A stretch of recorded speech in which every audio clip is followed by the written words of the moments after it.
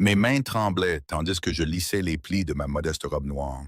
C'était la seule tenue décente que je possédais, la seule qui n'était pas tachée par mes doubles services au diner. L'éclairage tamisé du restaurant donnait à tout le monde un éclat de flatteur, mais je savais que ça ne suffirait pas à masquer mon épuisement. 3 emplois, une montagne de factures médicales pour le traitement du cancer de mon père et un avis d'expulsion collé sur la porte de mon appartement ce matin. Un rendez-vous à l'aveugle était la dernière chose dont j'avais besoin ce soir. Mais Melissa avait insisté. Juste une soirée de libre, Emma. Tu vas t'effondrer si tu continues comme ça. Ma colocataire partait d'une bonne intention en m'arrangeant un coup avec le copain de fac de son petit ami. Un jeune comptable, avait-elle dit. Stable, gentil, sans danger. Le maître d'hôtel m'a conduite à travers le restaurant, un endroit si cher que je sentais ma carte de crédit fondre dans ma pochette rien qu'en respirant l'air. Des lustres en cristal pendaient de plafond à caisson, et la douce mélodie d'un piano emplissait l'espace, bien trop chic pour un jeune comptable, mais peut-être qu'il essayait de m'impressionner. Votre invité est déjà installé, mademoiselle, dit l'hôte avec une courtoisie bien rodée, faisant un vague geste vers le fond avant d'être interpellé par un autre serveur. J'ai balayé la salle du regard, mon cœur battant la chamade contre mes côtes. Les rendez-vous à l'aveugle étaient ma version personnelle de l'enfer. Le bavardage gênant, les rires forcés, la déception inévitable dans leurs yeux quand ils réalisaient que je n'étais pas ce à quoi ils s'attendaient. D'après la description, je cherchais un homme aux cheveux blonds, d'une petite trentaine d'années, portant une chemise bleue. C'est alors que je l'ai vu, seul à une table d'angle, son attention fixée sur son téléphone. Il ne portait pas de bleu, mais l'éclairage du restaurant pouvait jouer des tours. J'ai pris une profonde inspiration et je me suis approché, me glissant sur la chaise vide en face de lui. « Bonsoir, je suis Emma. » ai-je dit, ma voix à peine audible par-dessus le bruit ambiant. « Vous devez être Ryan. » Quand il a levé les yeux, l'air a quitté mes poumons. Ce n'était pas un jeune comptable. L'homme en face de moi avait le genre de présence qui semblait courber la lumière autour de lui. Des cheveux sombres coiffés en arrière sur un visage qui aurait sa place sur un billet de banque italien. Tout en angle vif et en symétrie parfaite. Ses yeux étaient presque noirs dans la pénombre, encadrés de cils si épais qu'ils projetaient en des ombres sur ses pommettes. Il portait un costume qui coûtait probablement plus de 6 mois de mon loyer. Le tissu était si fin qu'il semblait absorber la lumière plutôt que de la refléter. Mais ce n'est pas son apparence dévastatrice qui m'a retourné l'estomac. C'est le silence soudain qui s'est abattu sur notre coin du restaurant.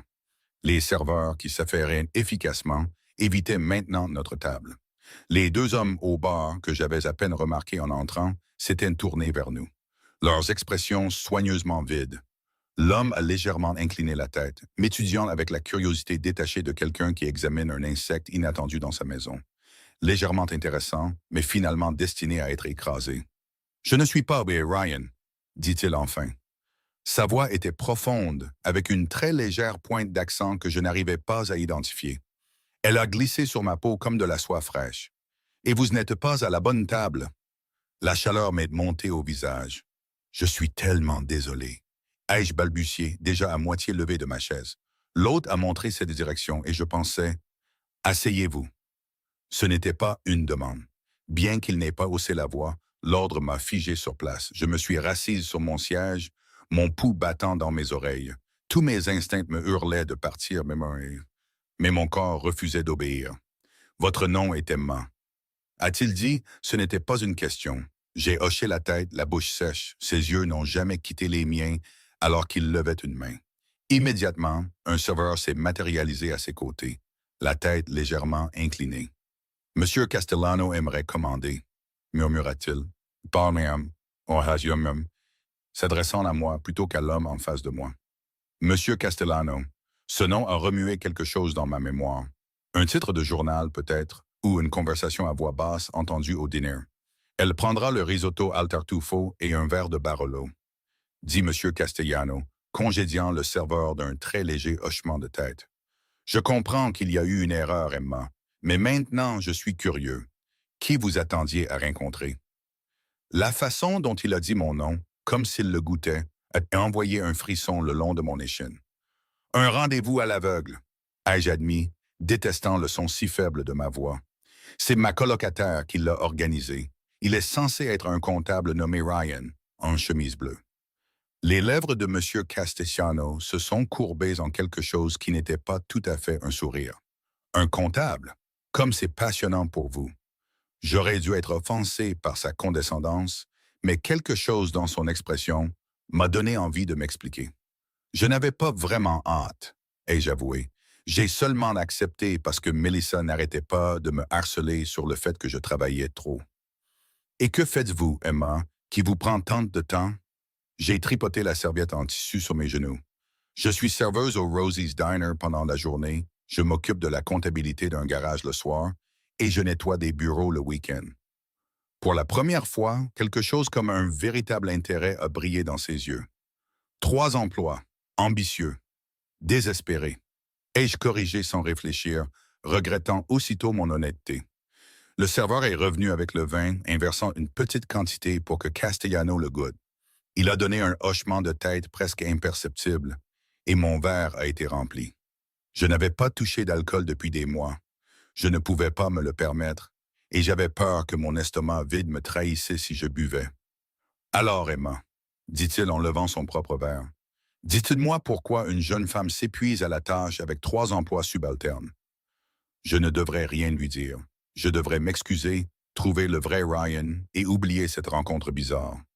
Au lieu de cela, je me suis entendu dire « Les factures médicales de mon père, il est décédé il y a 3 mois, d'un cancer. » Quelque chose a changé dans l'expression de M. Castellano, un adoucissement si subtil que je l'ai peut-être imaginé. « Vous payez les dettes d'un homme mort », a-t-il observé. La franchise de ces mots m'a piqué. C'était tout ce que j'avais, ai-je dit, en relevant légèrement le menton, et sa vie valait plus qu'un chiffre sur une facture d'hôpital. Monsieur Castellano m'a étudié un long moment, puis a pris son verre. « À votre père », dit-il en le levant légèrement. Ce geste inattendu m'a prise au dépourvu. J'ai levé mon propre verre, prenant une petite gorgée. Le vin était riche et complexe, rien à voir avec les bouteilles bon marché que Melissa ramenait parfois à la maison. « Et votre mère » demanda-t-il en posant son verre. « Elle est partie quand j'avais 4 ans. Je ne me souviens pas d'elle. » Ses yeux se sont rétrécis d'une fraction. « Donc vous êtes seul au monde. » La façon dont il l'a dit, non pas avec pitié, mais comme s'il cataloguait un fait, m'a donné la chair de poule. Avant que je puisse répondre, un homme s'est approché de notre table.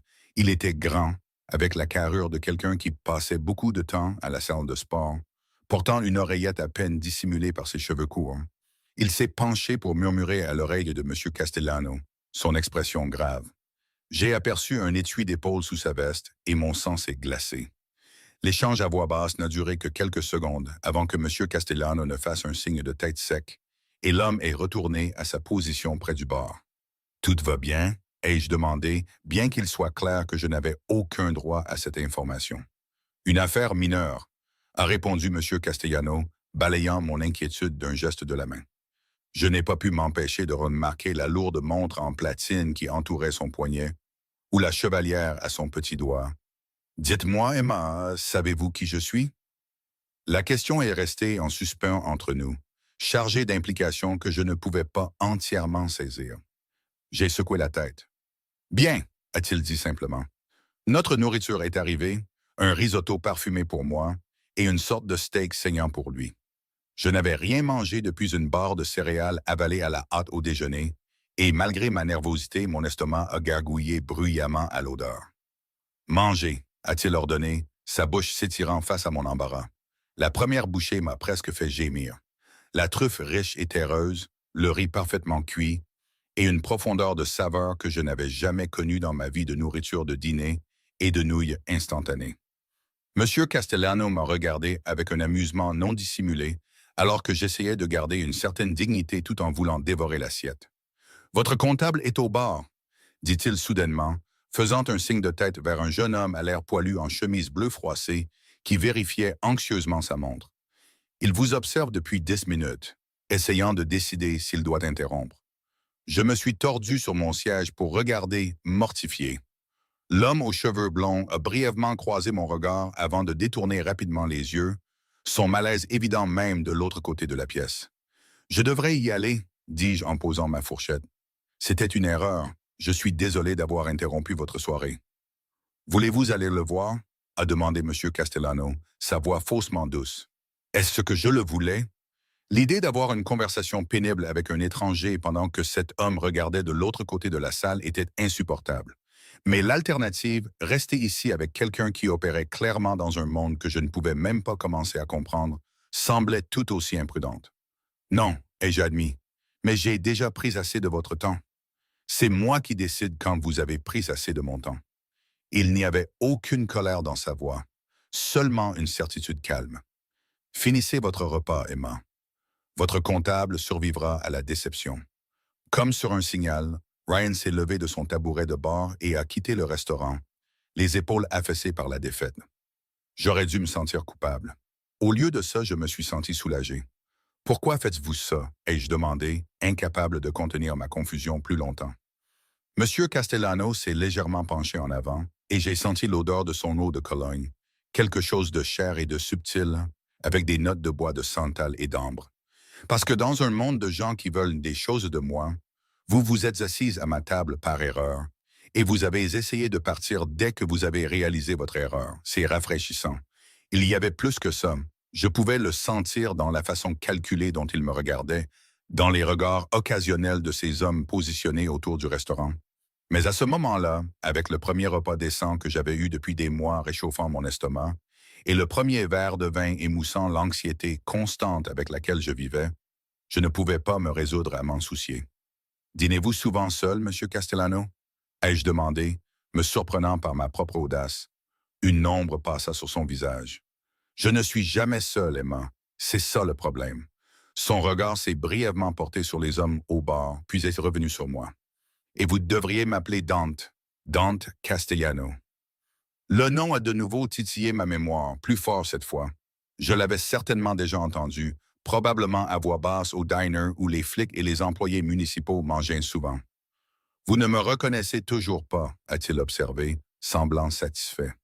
C'est bien, finissez votre vin. J'ai obéi, sentant la chaleur de l'alcool se répandre dans mes membres. Quand j'ai posé le verre vide, il a demandé l'addition sans la regarder, a tendu une carte de crédit, puis s'est levé d'un mouvement fluide. Je vous ramène chez vous, a-t-il annoncé. Ce n'est pas nécessaire, ai-je protesté faiblement, alors même qu'il passait derrière ma chaise pour m'aider à me lever.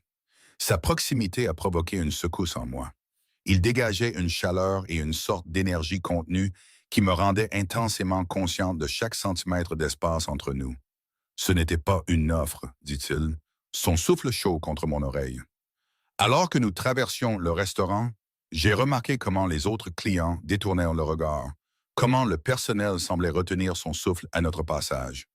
Dehors, un SUV noir et élégant attendait au bord du trottoir, son moteur en marche. L'homme à l'oreillette a ouvert la portière arrière à notre approche. Dante m'a guidé avec une légère pression dans le creux de mon dos, un contact qui a brûlé à travers le tissu fin de ma robe. J'ai hésité devant la portière ouverte, mon courage momentané induit par le vin s'évaporant. Des doutes, Emma. La voix de Dante était paix et amusée. Vous avez déjà fait une erreur ce soir. Refuser ma courtoisie en serait une deuxième. La menace implicite flottait dans l'air entre nous. Pourtant, étrangement, je n'avais pas peur, pas comme j'aurais dû l'être. Au lieu de cela, j'ai ressenti un frisson dangereux en me glissant sur le siège en cuir, Dante me suivant de près. Alors que la portière se fermait avec un bruit sourd, nous enfermant dans ce cocon de luxe et de danger subtil, j'ai réalisé que j'avais fait bien plus qu'une simple erreur de place ce soir. J'étais entré dans une cage que je n'avais même pas vue, et à en juger par l'éclat satisfait dans les yeux sombres de Dante Castellano, alors que la voiture s'éloignait du trottoir, je soupçonnais qu'il n'avait aucune intention de me laisser sortir. Le SUV glissait comme un fantôme dans les rues de la ville enveloppée par la nuit, ses vitres teintées nous isolant du monde extérieur. J'étais assise, rigide, contre le cuir doux comme du beurre, intensément consciente de Dante à côté de moi, sans me toucher, mais assez proche pour que je puisse sentir la chaleur qui émanait de son corps. L'intérieur sentait le cuir cher et son subtil parfum, créant une bulle enivrante qui rendait difficile de penser clairement. « Votre adresse? » demanda-t-il, sa voix brisant le silence tendu. J'ai hésité, soudainement réticente à révéler où je vivais. Mon appartement se trouvait dans un quartier que la plupart des gens évitaient la nuit tombée, un immeuble de 6 étages délabré, sans ascenseur, avec une plomberie capricieuse et des murs fins comme du papier. L'idée que cet homme voit comment je vivais me fit rougir de honte. Je peux prendre un taxi, ai-je offert faiblement. L'expression de Dante n'a pas changé, mais quelque chose de dangereux a vacillé dans ses yeux. Votre adresse, Emma. J'ai dégluti difficilement et je la lui ai donnée. Il l'a relayée au chauffeur sans commentaire, mais je n'ai pas manqué le bref regard révélateur que l'homme a lancé à son patron dans le rétroviseur. Ce n'est pas le meilleur quartier, ai-je dit sur la défensive, fixant mes mains jointes sur mes genoux. Clairement. Son jugement me piqua plus qu'il n'aurait dû. Nous ne pouvons pas tous nous permettre des restaurants 5 étoiles et des chauffeurs, Monsieur Castellano. Dante, corrigea-t-il, une pointe d'amusement adoucissant ses traits sévères. Et votre situation de logement est un choix, Emma. Il y a toujours d'autres options. Pas des options morales, ai-je rétorqué avant de pouvoir me retenir. À ma grande surprise, il a ri, un son riche et chaleureux qui a complètement transformé son visage. Pendant un instant, il a paru plus jeune, presque accessible. Presque. La moralité est un luxe, dit-il, le rire s'effaçant de ses yeux.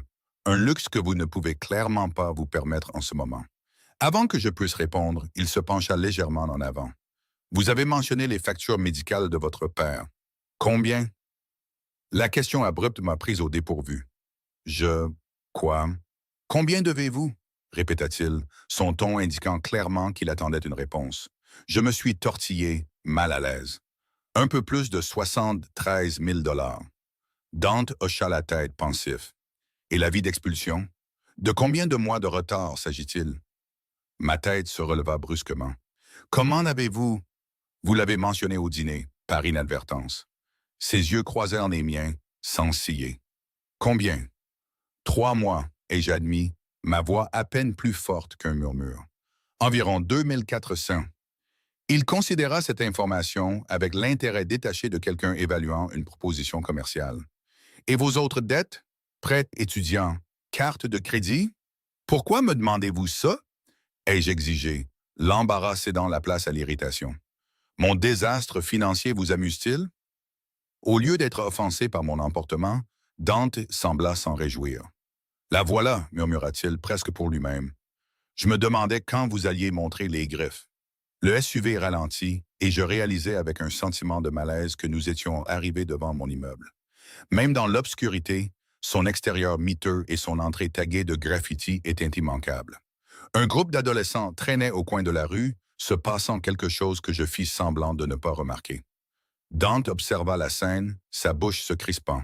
« Attendez ici !» m'ordonna-t-il avant que je puisse atteindre la poignée de la portière. À mon grand étonnement, il sortit lui-même du véhicule, s'entretenant brièvement avec son chauffeur et un autre homme qui était sorti d'un second SUV que je n'avais même pas remarqué nous suivre. Après un instant, il ouvrit ma portière et me tendit la main. « Je vous accompagne jusqu'à votre porte », dit-il, d'un ton qui n'admettait aucune discussion.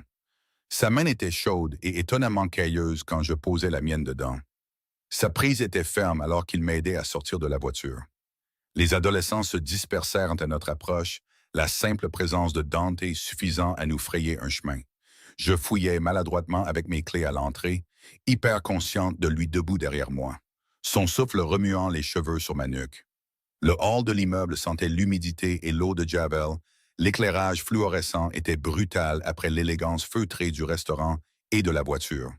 Je grimaçais intérieurement, imaginant ce que cela devait donner à travers ses yeux. « Quel étage? » demanda-t-il, jetant un regard dégoûté à l'ascenseur en panne. « 5e, admis-je. L'ascenseur est en panne depuis des mois. » Sans un mot, Dante me fit signe de le précéder dans l'étroite cage d'escalier. Je montais dans un silence gêné, reconnaissante qu'au moins ce soir, l'odeur habituelle de marijuana soit absente de l'escalier. Quand nous atteignîmes mon palier, j'hésitais devant l'appartement 5C. « Eh bien, c'est ici, dis-je piteusement. Merci pour le dîner et le trajet. Je suis encore désolé pour le malentendu. » Dante ne dit rien, attendant simplement. Il me fallut un moment pour réaliser qu'il s'attendait d'entrer. Mon pouls s'accéléra. « Il est tard, essayai-je. Ouvrez la porte, Emma. » Les mains tremblantes, je tournai la clé hyper consciente de la peinture écaillée et du chiffre 5 suspendu de travers sur la porte. L'intérieur n'était guère mieux. Un petit salon sobrement meublé, visible depuis le seuil. Les meubles de seconde main étaient propres mais usés. L'avis d'expulsion était toujours collé au dos de la porte, ses lettres rouges et grasses impossibles à manquer. Dante passa devant moi et entra dans l'appartement, sa présence rendant immédiatement l'espace plus petit. Il examina ma maison avec le même détachement clinique qu'il avait montré au restaurant, remarquant la tache d'eau au plafond, la pile de manuels sur la table basse, la photo encadrée de mon père et moi lors de ma remise de diplôme. Je fermai la porte et m'appuyai contre elle, le regardant se déplacer dans ma vie comme une panthère dans une maison de poupée. Il s'arrêta devant la photo, la prenant avec une douceur inattendue. « Votre père ?» demanda-t-il, bien que ce ne soit pas vraiment une question. J'ai hoché la tête. « Avant qu'il ne tombe malade. » Dante étudia l'image. « Vous avez ses yeux. » Cette observation inattendue me serra la gorge. J'avais passé des heures à regarder cette photo, cherchant des morceaux de lui en moi, m'accrochant aux fragments que je pouvais trouver maintenant qu'il était parti. « Votre colocataire est à la maison ?» demanda Dante, reposant le cadre exactement où il était. « Mélissa travaille de nuit à l'hôpital. Elle ne rentrera pas avant le matin. » Dès que les mots quittèrent ma bouche, je réalisais comment ils sonnaient, comme une invitation. La chaleur me monta aux joues. Je veux dire, vous devriez probablement partir. Il est tard et je commence tôt demain. Dante se tourna pour me faire face, ses yeux sombres indéchiffrables. Vous avez peur de moi. Ce n'était pas une question, mais je répondis quand même. Devrais-je? Un fantôme de sourire toucha ses lèvres. Oui. La simple honnêteté de sa réponse envoya un frisson le long de ma colonne vertébrale, et pourtant je restais où j'étais, le dos contre la porte, sans faire le moindre mouvement pour l'ouvrir. « Qui êtes-vous, vraiment ?» demandai-je, ma voix à peine audible même dans l'appartement silencieux. « Je pense que vous le savez, » répondit-il en se rapprochant. « Votre corps le sait, même si votre esprit est encore en train de rattraper son retard. » Il s'arrêta à quelques centimètres de moi, si près que je dus pencher la tête en arrière pour maintenir le contact visuel. De si près, je pouvais voir la légère cicatrice qui coupait son sourcil gauche, les paillettes d'ambre dans ses iris autrement sombres. J'ai entendu des chuchotements, admis-je, au diner. Le nom Castellano, et que disent-ils? Sa voix s'était faite plus basse, un ronronnement dangereux que je sentais plus que je n'entendais. Que vous êtes influent, puissant, dangereux. J'ai dégluti difficilement, que les gens qui vous contrarient disparaissent. Dante leva lentement la main, annonçant son mouvement comme s'il avait affaire à un animal craintif. Ses doigts effleurèrent une mèche de cheveux de mon visage, le contact léger comme une plume, mais laissant un feu dans son sillage. Et pourtant, vous êtes là, seul avec moi. Pas par choix, lui rappelai-je, luttant pour garder ma voix stable. Son sourire s'élargit d'une fraction. N'est-ce pas? Vous auriez pu quitter le restaurant, vous auriez pu refuser le trajet, vous auriez pu appeler à l'aide dans les escaliers. Il avait raison, et nous le savions tous les deux. Malgré tous les signaux d'alarme, tous les instincts de survie, j'avais suivi cet homme dangereux dans la nuit, je l'avais invité chez moi. « Pourquoi suis-je ici, Dante ?» demandai-je, la question sortant plus vulnérable que je ne l'avais prévu. « Parce que vous m'intriguez, » dit-il simplement. « Vous avez 3 emplois pour payer les dettes d'un homme mort par un sens de l'honneur mal placé. Vous vivez dans la misère plutôt que de prendre les chemins plus faciles qui s'offrent à une jeune femme de vos qualités. » Son regard me balaya d'une manière qui me fit rougir. « Vous êtes soit une sainte, soit une idiote, et je suis curieux de savoir laquelle des deux. »« Peut-être que je ne suis ni l'une ni l'autre, » répliquai-je, retrouvant ma voix. « Peut-être que j'essaie juste de survivre sans me perdre en chemin. » Quelque chose brilla dans ses yeux. Du respect, peut-être, ou de la reconnaissance.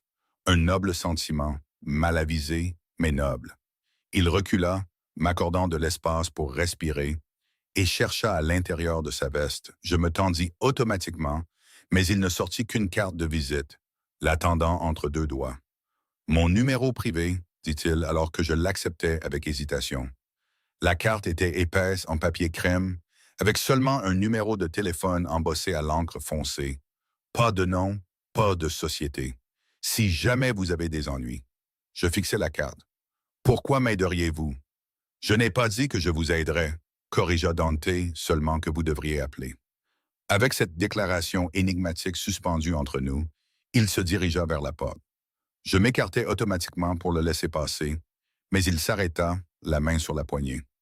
Verrouillé derrière moi, m'ordonna-t-il.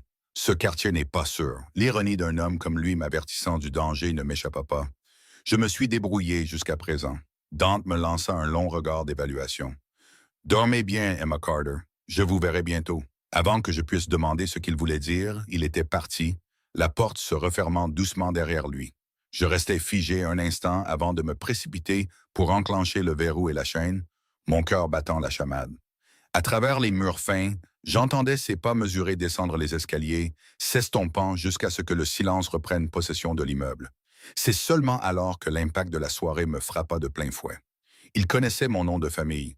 Je ne lui avais pas dit mon nom de famille. Je m'effondrais sur le canapé usé, la carte de visite toujours serrée dans mes doigts tremblants, et j'essayais de digérer cette rencontre surréaliste. Le mystérieux Dante Castellano, qui qu'il soit, venait de bouleverser mon existence soigneusement contrôlée avec la facilité déconcertante de quelqu'un qui écrase une mouche. Le sommeil m'a échappé cette nuit-là. Je me suis retourné dans mon lit étroit, rejouant chaque instant, chaque mot, chaque regard chargé de sens. Le poids de son attention avait été à la fois excitant et terrifiant, comme se tenir au bord d'un précipice, sachant qu'un faux pas signifiait la chute, mais incapable de reculer devant la vue. J'ai dû finir par m'endormir, car le son strident de mon réveil m'a tiré de mon sommeil à 5 heures du matin. La lumière fluorescente crue de la salle de bain a révélé des cernes sombres sous mes yeux, alors que je me préparais pour mon service du matin au dîner. J'avais l'air épuisé, hanté, et pourtant, d'une certaine manière, plus vivante que je ne l'avais été depuis des mois. Le diner était déjà bondé quand je suis arrivé. Les habitués du matin, principalement des policiers et des ouvriers du bâtiment, remplissaient les banquettes en vinyle et les sièges du comptoir. J'ai noué mon tablier avec des gestes habituels, saluant Gina, l'autre serveuse du matin, en pointant. « Tu as une sale tête », a-t-elle observé sans détour, en passant d'à côté de moi avec une cafetière. « Merci », ai-je marmonné, en retirant les bons de commande de la pique. « La table 6 attend son addition depuis 10 minutes », a-t-elle ajouté par-dessus son épaule. Sally s'est encore portée malade. Juste un autre jour au paradis. J'ai attrapé la cafetière et j'ai fait ma tournée, remplissant les tasses et prenant les commandes en pilote automatique. Mon esprit était toujours prisonnier de la gravité de la rencontre de la nuit dernière. Était-ce même réel? La carte de visite, rangée en sécurité dans mon portefeuille, était la seule preuve tangible que Dante Castellano n'était pas une hallucination due au vin. « Emma !» La voix aiguë de Gina a percé mon brouillard. « Ta commande est prête et la table 4 essaye d'attirer ton attention. » Je me suis tourné vers la table 4 et je me suis figé. 2 hommes en costume sombre occupaient la banquette près de la fenêtre. Pas Dante, mais clairement du même acabit. L'un était le chauffeur de la nuit dernière. Il m'observait avec la patience mesurée des prédateurs, et je savais avec une certitude absolue qu'il n'était pas venu pour le petit déjeuner médiocre du diner. Les pieds lourds, je me suis approché de leur table. « Un café » ai-je offert, fier que ma voix soit restée stable. « S'il vous plaît » a dit le chauffeur, son expression impassible. Quand j'eus rempli les 2 tasses, il a fait glisser une épaisse enveloppe sur la table. « Monsieur Castellano nous a demandé de vous livrer ceci. » J'ai fixé l'enveloppe sans la toucher. « Qu'est-ce que c'est? »« Ce ne sont pas nos affaires, » a répondu le second homme en remuant du sucre dans son café. Mais il attend une confirmation de réception. L'enveloppe semblait pulser sur le dessus de la table en stratifié, une chose vivante, exigeant de l'attention. Autour de nous, le diner continuait son rythme matinal, ignorant l'étrange transaction qui se déroulait au vu et au su de tous. « Je travaille », ai-je dit faiblement. « Je ne peux pas. »« Ça ne prendra pas longtemps », a interrompu le chauffeur, son ton indiquant clairement que ce n'était pas une demande. Avec des doigts réticents, j'ai pris l'enveloppe. Elle était lourde, en papier crème coûteux, scellée avec ce qui semblait être de la cire véritable. Un C stylisé imprimé dans le rouge profond. Prudemment, j'ai brisé le seau et j'ai regardé à l'intérieur. De l'argent. Plus d'argent que je n'en avais jamais vu en un seul endroit, et en dessous, un document plié. J'ai extrait le papier avec des doigts engourdis, parcourant son contenu. C'était un reçu de l'hôpital qui avait traité mon père, estampillé payé en totalité en lettres rouges et grasses. Le montant, 73 157 et 89 centimes, correspondait exactement à ce que je devais. Mes jambes ont menacé de flancher. J'ai attrapé le bord de la table pour me stabiliser, le sang affluant à mes oreilles. Comment? Pourquoi ferait-il ça? Monsieur Castellano a également dit de vous donner ceci, a poursuivi le chauffeur, sortant une petite boîte en velours de la poche de sa veste. J'ai secoué la tête, retrouvant enfin ma voix. Non, je ne peux pas accepter ça, rien de tout ça. Dites-lui merci, mais non. Les hommes ont échangé un regard qui m'a noué l'estomac. Ce serait déconseillé, a dit le second homme avec précaution. Monsieur Castellano n'aime pas qu'on lui refuse quelque chose. Je me fiche de ce qu'il aime, ai-je lâché, me surprenant par la véhémence de ma voix. Je ne le connais pas, je ne lui dois rien, et je ne veux pas être possédé, parce que c'est ce que c'était, un achat. De quoi exactement? Je n'en étais pas sûr, mais je reconnaissais une cage dorée quand j'en voyais une. Le chauffeur a soupiré, comme s'il avait affaire à un enfant particulièrement têtu. Il a dit que vous pourriez réagir de cette façon. Il a placé la boîte en velours à côté de l'enveloppe. Ce n'est pas une négociation, mademoiselle Carter. Monsieur Castellano vous attendra à 20 heures ce soir. La voiture viendra vous chercher à 19h30, et si je refuse, son sourire n'atteignit pas ses yeux. Ne cherchons pas à le savoir. Avec cette déclaration menaçante suspendue dans les airs, les deux hommes se sont levés à l'unisson, laissant de l'argent pour leur café intact. Le chauffeur s'est arrêté, plaçant une carte de visite à côté de l'argent, identique à celle que Dante m'avait donnée. « Pour quand vous retrouverez la raison ?» a-t-il dit doucement. « Certaines offres ne se présentent qu'une fois, mademoiselle Carter. Je les ai regardées partir, l'enveloppe et la boîte brûlant comme des charbons ardents sur la table devant moi. Autour de moi, le diner était devenu étrangement silencieux. Les clients réguliers évitaient studieusement mon regard. Mon Dieu, Emma, et soudainement soufflé Gina à mes côtés. Sais-tu pour qui ces types travaillent? J'ai hoché la tête, engourdi, fixant toujours la porte. Qu'est-ce que tu as bien pu faire pour attirer son attention? A-t-elle chuchoté, la peur évidente dans sa voix. Je me suis tourné vers elle, la réalité s'effondrant autour de moi comme du verre brisé. Je me suis assise à la mauvaise table. Le reste de mon service s'est déroulé dans un flou. Chaque fois que la cloche au-dessus de la porte sonnait, je sursautais, m'attendant à moitié à voir Dante lui-même se matérialiser au milieu de la foule du petit déjeuner. L'enveloppe et la boîte sont restées intactes dans mon casier. Leur présence une force gravitationnelle à laquelle je ne pouvais échapper.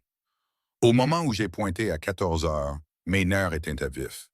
Au lieu de me rendre à mon travail de comptabilité, j'ai appelé pour dire que j'étais malade pour la première fois en 3 ans. J'avais besoin de temps pour réfléchir, pour respirer, pour comprendre comment j'avais pu me retrouver dans cette situation bizarre et comment m'en sortir. De retour dans mon appartement, j'ai vidé le contenu de l'enveloppe sur la table de ma cuisine. Des liasses bien nettes de billets de 100 $ se sont étalés sur le stratifié rayé.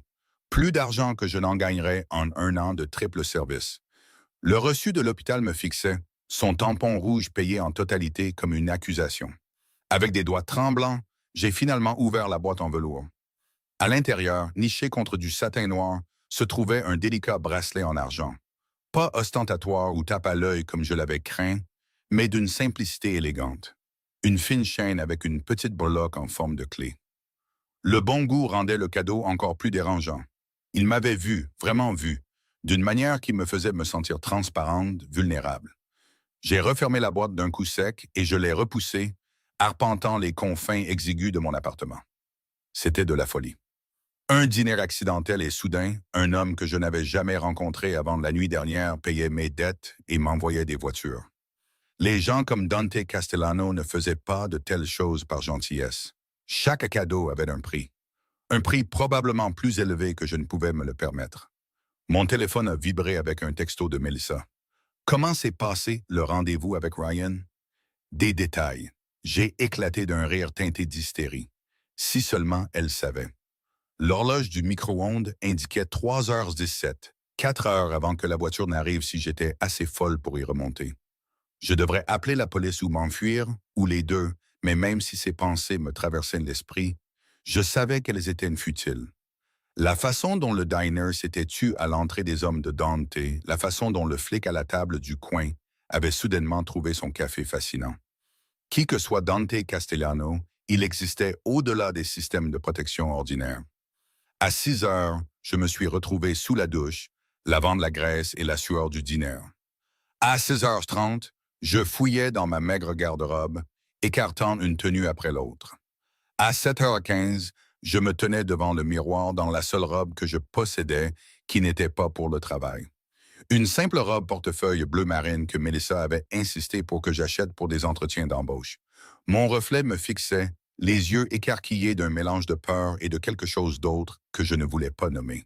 J'avais meilleure mine que depuis des mois, les cernes sous mes yeux dissimulées par du maquillage emprunté, mes cheveux tombant en vagues douces sur mes épaules. C'est de la folie, ai-je dit à mon reflet. Tu n'y vas pas. Mais même en le disant, j'attachai le bracelet en argent à mon poignet. À précisément 7h30, mon téléphone a vibré avec un texto d'un numéro inconnu. En bas. J'ai pris une profonde inspiration, j'ai attrapé mon sac à main et je suis parti avant de pouvoir changer d'avis. Le même SUV noir attendait au bord du trottoir, le chauffeur ouvrant la portière arrière à mon approche. J'ai hésité sur le seuil, la réalité se réaffirmant dans un moment de lucidité. Où allons-nous? Ai-je exigé. La résidence de M. Castellano, a répondu le chauffeur, le visage impassible. C'était ma dernière chance de faire demi-tour, de retourner à ma vie sûre et prévisible de services sans fin et de factures qui s'accumulent, de rester Emma Carter, personne de spécial, invisible pour les hommes comme Dante Castellano. Je suis monté dans la voiture. Le trajet nous a sortis de la ville par des routes sinueuses qui montaient dans les collines surplombant la ligne d'horizon. Des portails de sécurité se sont ouverts à notre approche, révélant une longue allée bordée de cyprès, menant à un vaste domaine se découpant sur le ciel qui s'assombrissait. La maison, un manoir en réalité, était une forteresse moderne de verre et de pierre. Ses lignes épurées étaient adoucies par un éclairage stratégique qui baignait les jardins environnants d'une lueur chaude.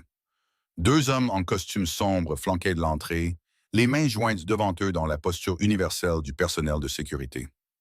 Par ici, Mademoiselle Carter, a dit l'un d'eux en ouvrant l'énorme porte d'entrée. L'intérieur était une étude de luxe discret. Des plafonds hauts, des œuvres d'art dignes d'un musée et un mobilier qui réussissait à être à la fois minimaliste et sans aucun doute coûteux. Rien de tape à l'œil ou d'ostentatoire, juste la confiance tranquille de la vieille fortune et du pouvoir. On m'a conduite à travers une série de pièces, chacune plus impressionnante que la précédente, jusqu'à ce que nous arrivions à ce qui semblait être un bureau. Des fenêtres du sol au plafond offraient une vue panoramique sur la ville en contrebas, maintenant un tapis de lumière scintillante dans l'obscurité. Un feu crépitait dans une cheminée en pierre, projetant des ombres dansantes sur le cuir et le bois. Dante se tenait dos à moi, sa silhouette se découpant sur la vue. Même au repos, il dégageait une tension qui me mettait les nerfs à vif. Un prédateur au repos, mais jamais vraiment détendu. « Emma, dit-il sans se retourner. Mon nom était riche dans sa bouche. Vous êtes venue. Avais-je le choix? » Les mots se sont échappés avant que je puisse les censurer. Il s'est alors retourné et quelque chose dans son expression m'a coupé le souffle. Il avait troqué la tenue de soirée de la veille contre un pantalon sombre et une chemise blanche impeccable, ouverte au col pour révéler la colonne forte de sa gorge. Plus décontracté, mais non moins imposant. « Nous avons toujours le choix, » dit-il en se dirigeant vers moi avec la grâce fluide dont je me souvenais. Bien que rarement des choix sans conséquences, j'ai levé le menton. « Pourquoi suis-je ici, Dante? » Direct, j'aime ça. Il a fait un geste vers une paire de fauteuils en cuir positionnés devant le feu. « Asseyez-vous, s'il vous plaît. » Je me suis perché sur le bord d'un fauteuil tandis qu'il prenait l'autre, m'étudiant avec cette même intensité troublante. « Vous avez refusé mon cadeau, » a-t-il observé. « J'ai gardé le bracelet, » ai-je rétorqué, tournant mon poignet pour montrer l'argent brillant contre ma peau. Une concession, une offrande de paix. Mais pas l'argent ni le règlement de la dette. Son ton était neutre, ne laissant rien paraître. Je ne peux pas accepter ce genre de générosité d'un étranger. La bouche de Dante s'est courbée en un léger sourire. C'est ce que vous pensez que c'est de la générosité? La question est restée en suspens entre nous, chargé d'implications. J'ai dégluti difficilement. Comment appelleriez-vous ça? Un investissement. Je me suis raidi. Dans quoi exactement? Vous. Il se pencha en avant, posant ses coudes sur ses genoux. À la lumière du feu, ses yeux étaient sans fond. Je veux vous faire une offre, Emma. Je ne suis pas à vendre, ai-je dit automatiquement, bien que ma voix manque de conviction. Son sourire s'élargit, révélant des dents parfaites. Tout le monde est à vendre. Les seules variables sont le prix et les conditions. Un frisson me parcourut malgré la chaleur du feu. Quelles sont vos conditions, alors? Dante prit une carafe sur la table d'appoint, versant un liquide ambré dans 2 verres en cristal. Il m'en offrit un, ses doigts effleurant les miens dans un contact qui envoya de l'électricité le long de mon bras. Votre temps, dit-il simplement. Votre compagnie. 3 mois. J'ai failli m'étouffer avec ma gorgée de ce qui s'est avéré être un whisky exceptionnellement doux. Ma compagnie? En tant que ma compagne, a-t-il clarifié, lors de réceptions, de dîners d'affaires. Rien de plus que votre présence à mes côtés. Le soulagement se mêla à la déception dans un tourbillon confus. Vous voulez une fausse petite amie? Le rire de Dante fut inattendu, un son riche qui transforma ses traits sévères. Pas précisément. Je veux une femme qui ne fait pas partie de mon monde, quelqu'un d'authentique, non touché par la politique et les jeux qui dominent ma vie, quelqu'un qui me regarde et voit un homme, pas une alliance ou une opportunité. La vulnérabilité de son aveu m'a prise au dépourvu. J'ai cherché sur son visage des signes de manipulation, mais n'ai trouvé qu'une sincérité lasse. Pourquoi moi? Ai-je demandé. Vous pourriez avoir n'importe qui. Parce que vous avez essayé de partir, dit-il simplement. Parce que vous voyez le danger en moi et que vous y faites face quand même. Parce que vous préférez avoir 3 emplois plutôt que de compromettre vos principes. Il fit une pause, son regard intense. Et parce que quand je vous regarde, je vois quelque chose que j'ai perdu il y a longtemps. Qu'est-ce que c'est? L'espoir. Le mot flotta dans l'air entre nous, fragile et inattendu. Qu'est-ce que j'y gagne dans cet arrangement? Ai-je demandé, essayant de paraître pragmatique malgré la chaleur qui se propageait dans ma poitrine. La sécurité financière, répondit-il promptement. Les dettes de votre père effacées. Votre bail d'appartement payé jusqu'à la fin de l'année. Une allocation mensuelle généreuse pour vous permettre de quitter au moins 2 de vos emplois et de vous concentrer sur vos études. J'ai cligné des yeux de surprise. Comment saviez-vous? Les manuels dans votre appartement. Psychologie, si je ne me trompe pas. Ses capacités d'observation étaient déconcertantes. Je suivais des cours du soir depuis des années, travaillant lentement pour obtenir un diplôme qui semblait perpétuellement hors de portée. Et que se passe-t-il après 3 mois? Ai-je demandé. Nous nous séparons. Aucune obligation, aucune attache. Vous retournez à votre vie considérablement plus stable financièrement. Et je retourne à la mienne. Cela semblait trop beau pour être vrai, ce qui signifiait que ça l'était probablement. Et si je refuse? L'expression de Dante devint sobre. Alors je demande à mon chauffeur de vous ramener chez vous et nous ne nous revoyons plus jamais. Juste comme ça. Pas de menaces, pas de conséquences. Je suis beaucoup de choses, Emma, mais je ne suis pas un monstre. Je ne force pas les femmes à accepter des arrangements qu'elles ne veulent pas. Il se pencha en arrière, m'étudiant. Bien que je pense que vous le voulez, que vous soyez prête à l'admettre ou non, sa confiance aurait dû m'exaspérer, mais il y avait une part de vérité dans ses paroles. Malgré tous les arguments rationnels contre, une partie de moi calculait déjà combien de crédits universitaires je pourrais obtenir avec plus de temps, ce que cela ferait de dormir sans le poids constant de la dette écrasant ma poitrine. Et sous ces considérations pratiques se cachait quelque chose de plus sombre, de plus primal. L'attirance indéniable que je ressentais pour cet homme dangereux, le frisson qui me parcourait chaque fois que ses yeux croisaient les miens. Si j'accepte, dis-je lentement, j'ai des conditions. Les sourcils de Dante se haussèrent d'une fraction, mais il me fit signe de continuer. Je garde mon travail au dîner, un service par semaine. J'ai besoin de quelque chose de normal à quoi me raccrocher. Il y réfléchit, puis hocha la tête. Acceptable. Quoi d'autre? Ma colocataire ne doit pas connaître la vérité. Personne. Pour tout le monde, nous sortons ensemble normalement. Fait autre chose? J'ai pris une profonde inspiration. Personne ne doit être blessé à cause de moi. Je ne serai pas utilisé pour atteindre quelqu'un, menacer quelqu'un, ou je ne sais pas, quoi que ce soit que vous puissiez faire. Une ombre traversa son visage. Vous ne savez toujours pas qui je suis, n'est-ce pas? J'en sais assez, ai-je répondu. Je sais que vous êtes dangereux, influent, puissant. Et pourtant, vous êtes assis ici, à négocier des termes. Il y avait une note d'admiration dans sa voix. J'ai levé le menton. Avons-nous un accord? Dante m'a étudié un long moment, la lumière du feu dansant sur ses traits. Puis il a tendu la main, un geste étrangement formel. Nous avons un accord, Emma Carter. J'ai placé ma main dans la sienne, mes doigts plus petits engloutis par sa poigne chaude. La sensation de sa peau contre la mienne a envoyé une secousse dans mon corps qui n'avait rien à voir avec la peur. 3 mois, ai-je dit, autant pour moi que pour lui. Son sourire fut lent, prédateur. À partir de ce soir, la première semaine de notre arrangement s'est écoulée dans un flou surréaliste.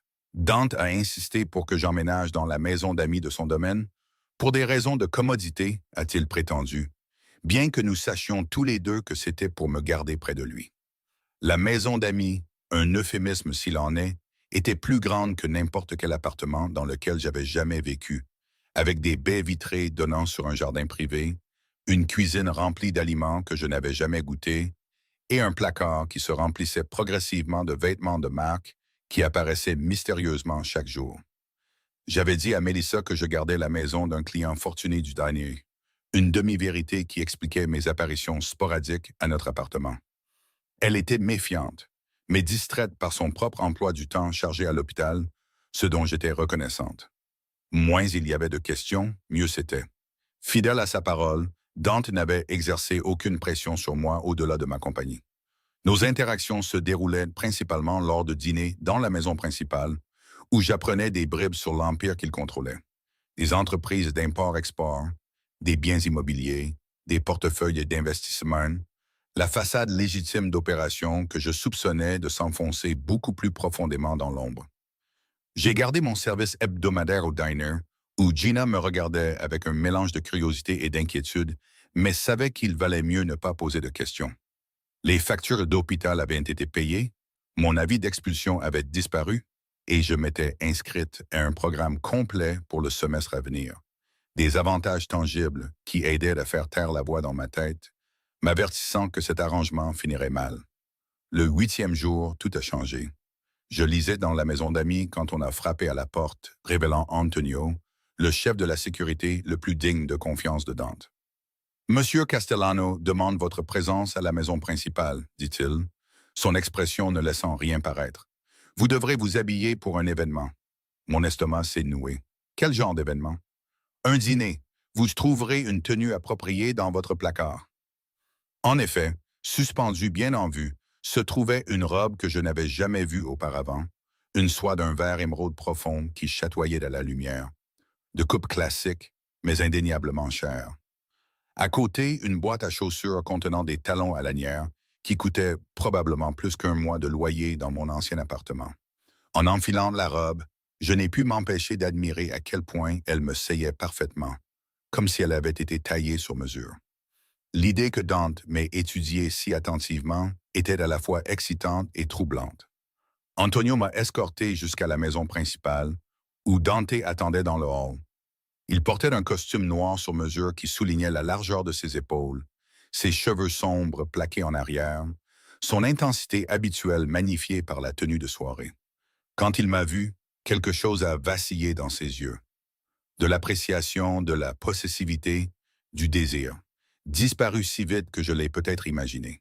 « Vous êtes magnifique », dit-il simplement, son regard s'attardant sur le bracelet en argent à mon poignet, le seul bijou que je portais. « Merci », ai-je répondu, lissant nerveusement la soie. « Où allons-nous » ? « Ma résidence en ville. J'organise une réunion d'associés. » Il s'est approché, ajustant une mèche de mes cheveux avec une douceur inattendue. « Ce sera votre première apparition publique en tant que ma compagne. Il y a des choses que vous devez savoir. » Le ton sérieux a envoyé un frisson le long de ma colonne vertébrale. « Quelle chose! Les gens que vous rencontrerez ce soir fonctionnent selon des règles différentes de celles auxquelles vous êtes habitués. Ils seront curieux à votre sujet, à l'affût des faiblesses, testant les limites. Ses yeux ont croisé les miens. Restez près de moi. Parlez peu. Observez beaucoup. Vous me faites peur, ai-je admis. Sa bouche s'est courbée en un demi-sourire. Bien, la peur vous garde alerte. Mais souvenez-vous, sa main s'est posée légèrement dans le creux de mon dos, chaude à travers la fine soie. Vous êtes sous ma protection. Personne n'oserait faire de mal à ce qui m'appartient. Cette déclaration possessive aurait dû m'offenser. Au lieu de cela, elle a envoyé un frisson interdit de parcourir mes veines. Le penthouse de Dante occupait les 2 derniers étages d'un gratte-ciel élégant du centre-ville, son luxe moderne contrastant vivement avec l'élégance du vieux monde de son domaine. Quand nous sommes arrivés, la fête battait déjà son plein. Une trentaine de personnes en tenue de soirée dispersées dans le vaste espace, servies par un personnel discret offrant du champagne et des hors-d'œuvre. Les conversations se sont tuées un instant à notre entrée, des regards curieux se glissant dans notre direction avant de reprendre avec une animation accrue. J'ai senti leur évaluation comme un contact physique, cataloguant ma robe, ma posture, ma proximité avec Dante. « Respirez », murmura-t-il, ses lèvres près de mon oreille. « Vous vous en sortez très bien. » Sa main dans mon dos m'a guidé à travers la foule. Certains invités, il les a complètement ignorés. D'autres ont reçu de brèves salutations. Seuls quelques privilégiés ont eu droit à des présentations.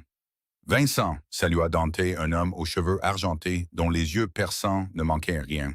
« J'aimerais vous présenter Emma, la mystérieuse compagne dont nous avons tant entendu parler. » Vincent prit la main que je lui tendais, sa poignée ferme mais pas agressive. « Un plaisir, ma chère. Je commençais à penser que Dante vous avait inventé pour éviter mes invitations à dîner. » J'ai souri poliment. « C'est un plaisir de vous rencontrer. » Le regard de Vincent se tourna vers Dante. « Elle est charmante. Où l'avez-vous trouvée? »« C'est elle qui m'a trouvé, en fait, » répondit Dante, son ton léger, mais porteur d'un sous-entendu que j'apprenais à reconnaître. Un avertissement. Vincent haussa un sourcil mais n'insista pas. « Eh bien, Emma, j'espère que nous vous verrons plus souvent. Dante pourrait bien avoir besoin de quelques influences adoucissantes. » Alors que nous nous éloignions, j'ai chuchoté. « Qui était-ce? » Vincent Moretti, un vieil ami de la famille. Relativement inoffensif, mais n'oubliez jamais qu'il rapporte tout à des intérêts concurrents. Avant que je puisse demander quels intérêts concurrents, nous avons été approchés par un couple saisissant. L'homme grand et athlétique, la femme une blonde svelte, dont la beauté était rehaussée plutôt que diminuée par les fines ridules autour de ses yeux. « Dante », dit l'homme chaleureusement, posant la main sur l'épaule de Dante dans un geste familier que peu oseraient.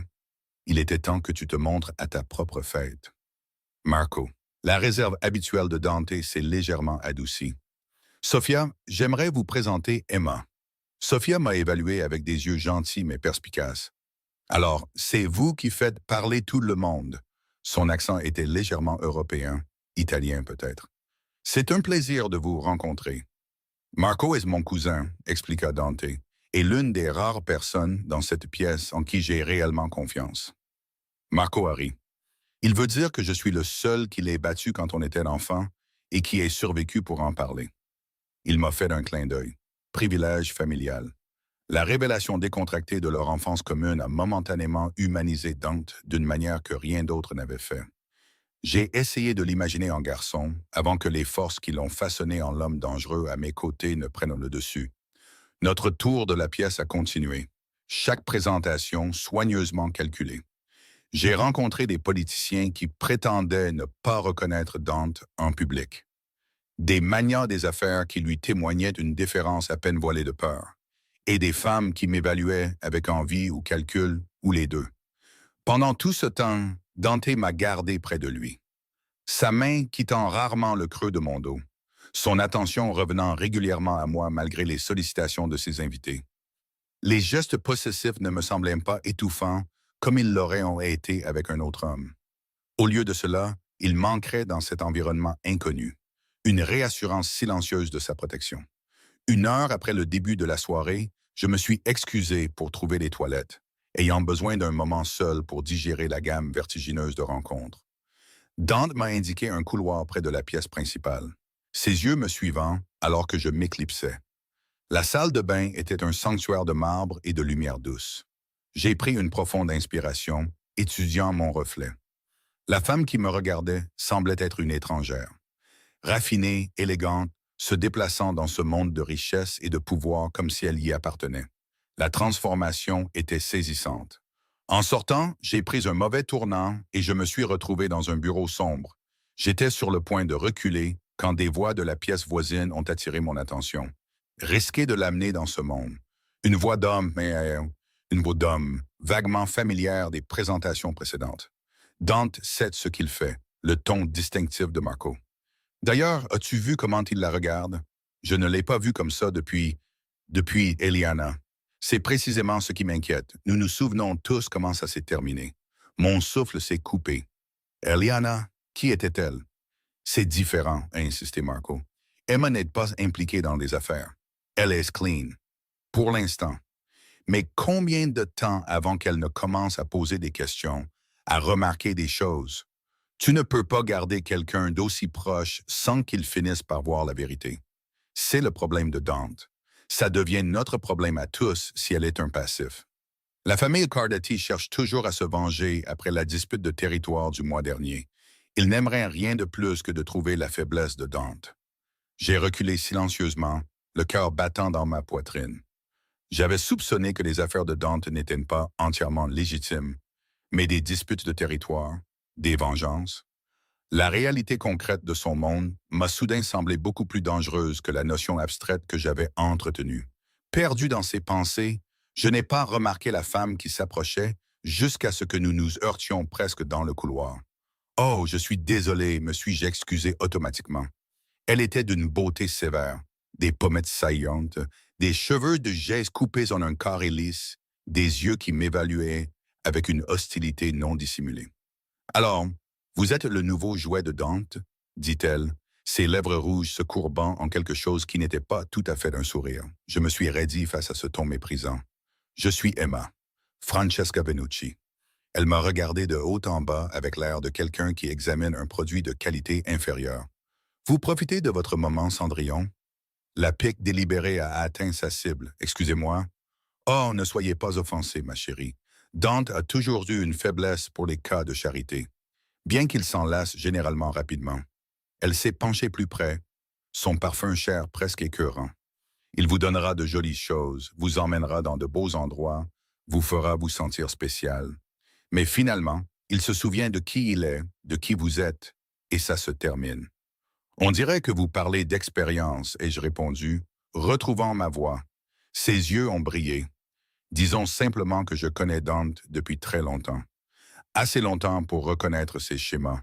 Elle est passée devant moi, puis s'est arrêtée. Rendez-vous service, Emma. Profitez du luxe, prenez les cadeaux, mais gardez votre cœur. Dans le monde de Dante, le sentiment est une faiblesse que personne d'entre nous ne peut se permettre. Elle a disparu dans le couloir, me laissant secouer. J'ai pris un moment pour me ressaisir avant de retourner à la fête. Mais Dante m'a repéré immédiatement, interrompant une conversation pour m'intercepter. « Vous êtes parti longtemps, a-t-il dit. » Sa voix était décontractée, mais ses yeux scrutaient mon visage. « Tout va bien? » « Très bien, ai-je menti. Je me suis juste perdu. » Son regard s'est attardé sur le mien, détectant clairement le mensonge, mais choisissant de ne pas insister. Du moins pas ici, entouré d'yeux qui observent. Le reste de la soirée s'est déroulé dans un flou. J'ai souri et hoché la tête aux moments opportuns, mais mon esprit était en ébullition avec de nouvelles questions. Qui était Eliana? Que lui était-il arrivé? Et quelle dispute de territoire Marco avait-il mentionné? Plus troublante encore était la prise de conscience que j'étais observé, non seulement comme la nouvelle compagne mystérieuse de Dante, mais comme une faiblesse potentielle à exploiter. Cette pensée m'a glacé le sang. Au moment où le dernier invité est parti, mes nerfs étaient à vif. Dante a congédié son équipe de sécurité d'un signe de tête, nous laissant seuls dans le penthouse maintenant silencieux. Il a desserré sa cravate en se dirigeant vers le bar, versant 2 verres sans me demander si j'en voulais un. « Vous avez entendu quelque chose ce soir » a-t-il dit sans préambule, me tendant un verre de liquide ambré. Pas une question, mais une affirmation.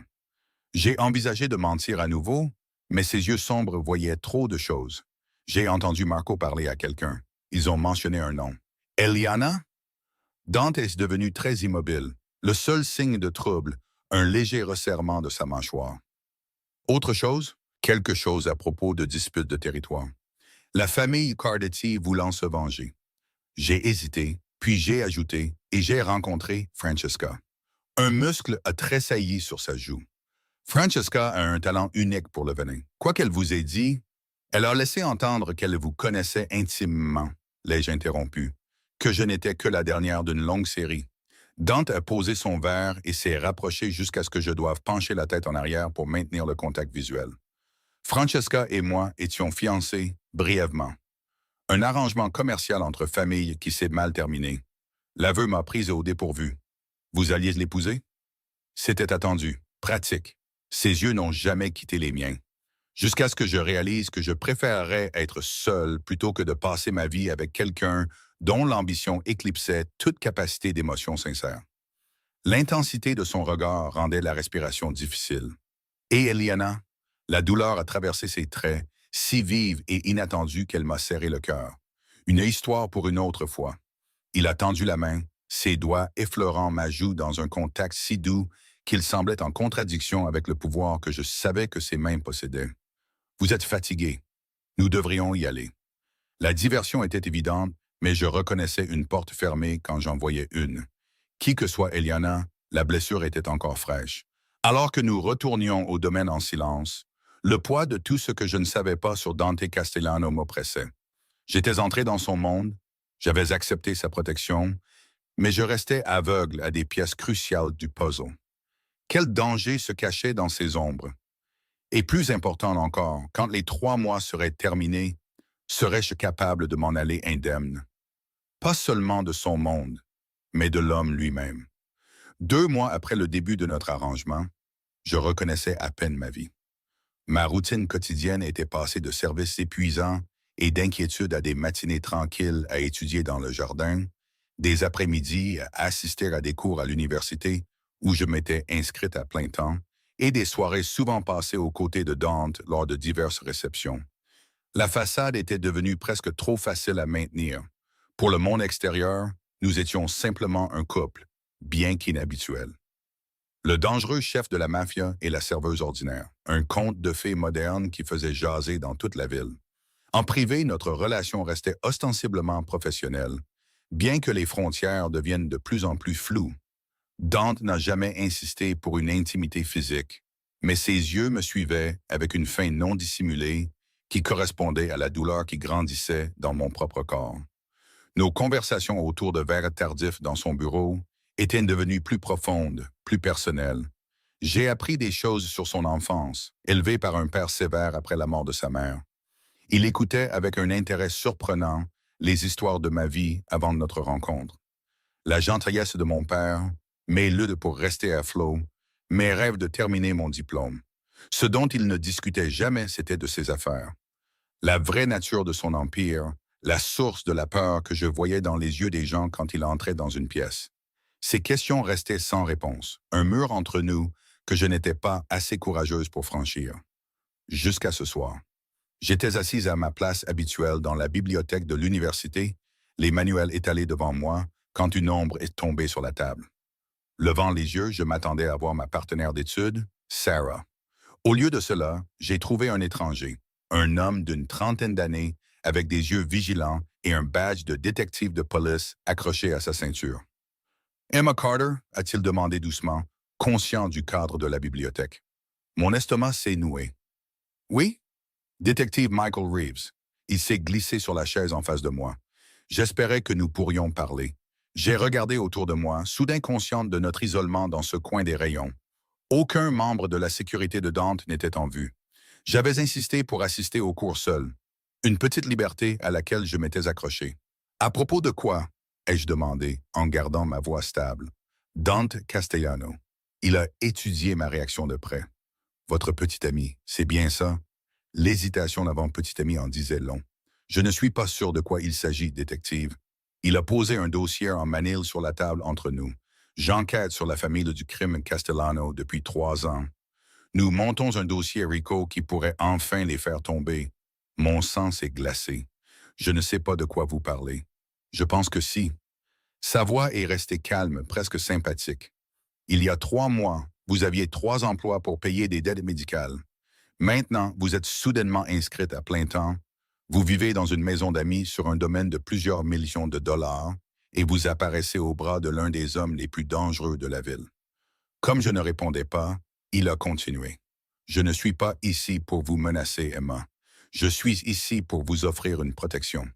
Quelle que soit l'emprise que Castellano a sur vous, quel que soit l'arrangement que vous avez conclu, nous pouvons vous aider à vous en sortir. Il n'y a rien dont je doive me sortir, ai-je dit sèchement. Ma relation avec Dante est personnelle et ne vous regarde pas. Est-ce personnel? Son regard était pénétrant. Ou est-ce une transaction commerciale? Une dette payée en échange de votre compagnie? La précision de son évaluation a touché trop près de la vérité. J'ai commencé à rassembler mes livres. Je ne vous parlerai pas sans un avocat. Avant que vous partiez, il a ouvert le dossier, en a retiré une photographie qu'il a fait glisser sur la table. Elle montrait une jeune femme aux cheveux sombres et aux traits délicats. Elle était belle d'une manière fragile, son sourire hésitant, mais sincère. Quelque chose en elle me semblait étrangement familier, bien que j'étais certaine que nous ne nous étions jamais rencontrés. Eliana Rossi, a dit doucement le détective Reeves. La dernière compagne de Dante. Elle a disparu il y a 14 mois. Son corps a été retrouvé sur le rivage 3 semaines plus tard. Mon cœur a raté un battement. Je ne vous crois pas. Sa famille a essayé de porter plainte, mais les témoins ont mystérieusement oublié ce qu'ils avaient vu. Les preuves ont disparu. Ses yeux ont croisé les miens. Elle a essayé de le quitter, Emma. Les mains tremblantes, j'ai repoussé la photographie. Dante ne ferait pas. Il n'est pas un tueur, a terminé doucement Reeves. Il est à la tête d'une organisation responsable d'au moins 2 douzaines de meurtres au cours des 5 dernières années. Trafic de drogue, extorsion, blanchiment d'argent. Il a fait une pause. Ne le saviez-vous vraiment pas, ou avez-vous simplement essayé très fort de ne pas voir? Avant que je puisse répondre, une voix familière a percé l'atmosphère silencieuse de la bibliothèque. Emma, te voilà. Marco s'est avancé vers nous, son sourire facile habituel ayant disparu. Ses yeux se sont posés sur Reeves, puis sont revenus sur moi, un muscle tressaillant sur sa mâchoire. « Tout va bien ici ?» a-t-il demandé, son ton léger, mais sa posture alerte. Le détective Reeves s'est levé lentement. « Juste une conversation amicale. »« On dirait que vous avez dit tout ce que vous aviez à dire, » a répondu Marco, son message clair. Il s'est tourné vers moi. « Dante a essayé de vous joindre. Votre téléphone est éteint. J'ai fouillé dans mon sac, réalisant que je l'avais mis en silencieux pendant le cours et que j'avais oublié de remettre le volume. 5 appels manqués de la ligne privée de Dante. « Je vais vous donner ma carte, » a dit Reeves en la posant sur la table. « Quand vous serez prête à parler, appelez-moi, jour et nuit. » Sur ce, il s'est éloigné, laissant la photographie d'Eliana fesse contre table. Marco a attendu qu'il soit hors de portée de voix. Qu'est-ce qu'il voulait? J'ai fixé le dos du détective qui s'éloignait. Me dire des choses que je pense que je savais déjà, mais que je ne voulais pas affronter. L'expression de Marco s'est légèrement adoucie. Rentrons à la maison. Dante est inquiet. Le trajet de retour au domaine s'est déroulé dans un silence tendu. Mon esprit était en ébullition avec les révélations du détective Reeves, les comparant à ce que je savais ou pensais savoir sur Dante. Étais-je vraiment si aveugle ou avais-je volontairement ignoré la vérité parce que l'alternative était trop effrayante à envisager? Dante attendait dans le hall quand nous sommes arrivés, son visage un masque de fureur contenue.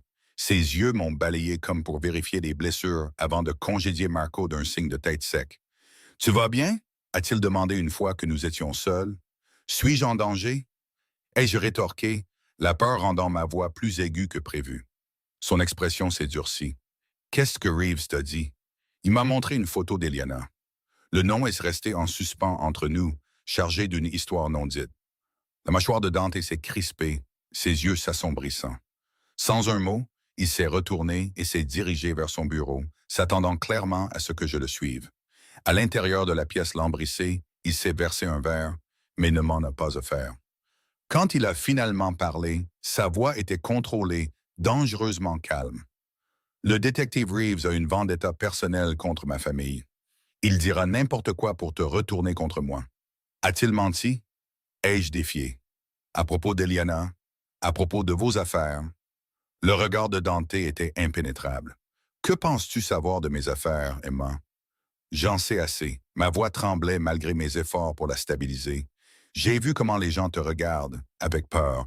J'ai entendu des bribes de conversation. J'ai remarqué à quelle vitesse les gens changent de sujet quand j'entre dans une pièce. J'ai pris une inspiration tremblante. Je ne suis pas naïf, Dante. Je sais que ta richesse ne vient pas seulement d'investissements légitimes, mais meurtres, trafic de drogue. Est-ce vraiment qui tu es? Il a posé son verre avec un soin délibéré. Oui, le simple aveu m'a coupé le souffle. Une partie de moi avait espéré des dénégations, des explications qui me permettraient de continuer dans ma confortable auto-illusion. Ma famille contrôle certains aspects de l'économie de cette ville depuis 3 générations, a-t-il poursuivi. Son ton était factuel. Certains de ces aspects opèrent en dehors de la loi. J'ai hérité de cette responsabilité, ainsi que des conséquences qu'elle entraîne. Et Eliana? Ai-je chuchoté, redoutant la réponse. L'as-tu tuée quand elle a essayé de partir? La rage a traversé ses traits, si viscérale qu'elle m'a fait reculer. C'est ce que Reeves t'a dit. Il a comblé la distance entre nous en 2 enjambées, ses mains agrippant mes épaules. Eliana était enceinte de mon enfant quand la famille Cardetti l'a fait tuer pour m'envoyer un message. Elle n'a pas essayé de me quitter. Elle m'a été enlevée. La douleur brute dans sa voix ne pouvait être fabriquée. Je l'ai regardée, voyant au-delà de la façade contrôlée le deuil qu'il avait porté seul. C'était une innocente, a-t-il poursuivi, sa prise se faisant plus douce. Quelqu'un que je n'ai pas réussi à protéger parce que j'ai sous-estimé jusqu'où mes ennemis iraient. Je ne referai pas cette erreur. L'implication était lourde de sens entre nous. La dispute de territoire que Marco avait mentionnée, la vengeance que la famille Cardetti cherchait, tout cela prenait soudain un sens terrible. Ce n'était pas seulement une rivalité commerciale, c'était une vendetta de sang. C'est pour ça que tu voulais que je déménage ici, ai-je réalisé. Pourquoi tu insistes sur la sécurité? Tu ne me protèges pas seulement de ton monde, tu me protèges de tes ennemis. Quelque chose comme un soulagement traversa ses traits. Oui, pourquoi ne me l'as-tu pas dit? Serais-tu resté si je l'avais fait? A-t-il rétorqué. Si je t'avais dit toute la vérité cette première nuit, aurais-tu accepté mon offre? La réponse était évidente pour nous deux. J'aurais couru aussi loin et aussi vite que possible. Notre arrangement se termine dans 3 semaines, ai-je dit doucement. Que se passe-t-il alors? Est-ce que je retourne simplement à ma vie en prétendant que rien de tout cela n'est arrivé? L'expression de Dante a changé, quelque chose de féroce et de possessif remplaçant la vulnérabilité antérieure. C'est ce que tu veux, partir? Sa main s'est déplacée pour prendre mon visage en coupe, son contact doux malgré l'intensité de ses yeux. Dis-moi que tu n'as pas senti ce qui grandit entre nous. Le contact a envoyé de l'électricité dans mon corps. Je ne pouvais pas mentir, pas à lui, pas à moi-même. Je l'ai senti. Alors reste, a-t-il dit simplement. Pas dans le cadre de notre arrangement, pas comme ma compagne pour la forme. Reste parce que tu le veux, parce que ce que nous avons est réel. Comment cela pourrait-il être réel? Ai-je demandé, tout en me penchant dans son contact. Toute notre relation est basée sur une transaction. Tu m'as acheté, Dante. Non. Son pouce a effleuré ma lèvre inférieure, envoyant des frissons le long de ma colonne vertébrale. J'ai créé une opportunité de te connaître. Tout depuis a été ton choix, n'est-ce que pas? La ligne entre l'obligation et le désir s'était estompée si progressivement que je ne pouvais pas déterminer quand mes sentiments s'étaient transformés, quand sa proximité était devenue quelque chose que je désirais plutôt que je ne subissais, quand ses rares sourires étaient devenus des trésors que je collectionnais. Je ne peux pas faire partie de ton monde, ai-je chuchoté. La violence, le danger. Tu en fais déjà partie, a-t-il interrompu. Au moment où Reeves t'a approché, tu es devenu une cible. Si tu pars maintenant sans ma protection, tu seras vulnérable. La peur m'a serré la gorge. Me menaces-tu? La douleur a brillé dans ses yeux. J'essaie de te garder en sécurité, de la seule manière que je connaisse. En me gardant dans une cage dorée, une autre possession à garder. En te gardant en vie, a-t-il grondé, son contrôle lui échappant. Penses-tu que je veux ça pour toi? Pour nous? J'ai passé chaque jour des 2 derniers mois à essayer de te protéger de la laideur de ma vie, tout en te gardant égoïstement près de moi parce que je ne supporte pas l'idée de te laisser partir. La confession brute est restée en suspens entre nous. Pour la première fois, j'ai vu Dante Castellano dépouillé de son pouvoir et de son contrôle. Juste un homme luttant contre des forces dont il avait hérité, piégé dans une vie qui menaçait de détruire quiconque lui était cher. Dans ce moment de lucidité, j'ai pris ma décision. Me hissant sur la pointe des pieds, j'ai pressé mes lèvres contre les siennes. Le baiser était doux au début, hésitant, une question. Son corps s'est raidi de surprise avant que ses bras ne s'enroulent autour de moi, me tirant contre lui alors que le baiser s'approfondissait en quelque chose de affamé et de désespéré. Des années de solitude et de désir se sont déversées dans cette connexion, sa bouche réclamant la mienne avec une possessivité qui m'a laissé sans souffle. Quand nous nous sommes finalement séparés, ses yeux étaient ensombrés de désir et de quelque chose de plus complexe, l'espoir mêlé à la peur. Je resterai, ai-je murmuré contre ses lèvres, pas parce que je le dois, pas à cause de notre arrangement, mais parce que m'éloigner de toi ferait plus mal que n'importe quel danger que ton monde pourrait apporter. Son front reposait contre le mien, sa respiration instable. Je te protégerai de ma vie. Je sais, ai-je dit simplement. Et je le savais, avec une certitude absolue, que Dante Castellano réduirait le monde en cendres avant de laisser le mal m'atteindre. Cela aurait dû me terrifier. Au lieu de cela, c'était comme rentrer à la maison après une vie d'errance. Je m'étais assise à la mauvaise table cette nuit-là. Une erreur qui avait irrévocablement changé le cours de ma vie. Mais alors que les bras de Dante se resserraient autour de moi, je ne pouvais pas me résoudre à le regretter. Certaines erreurs, semble-t-il, étaient le destin déguisé en hasard.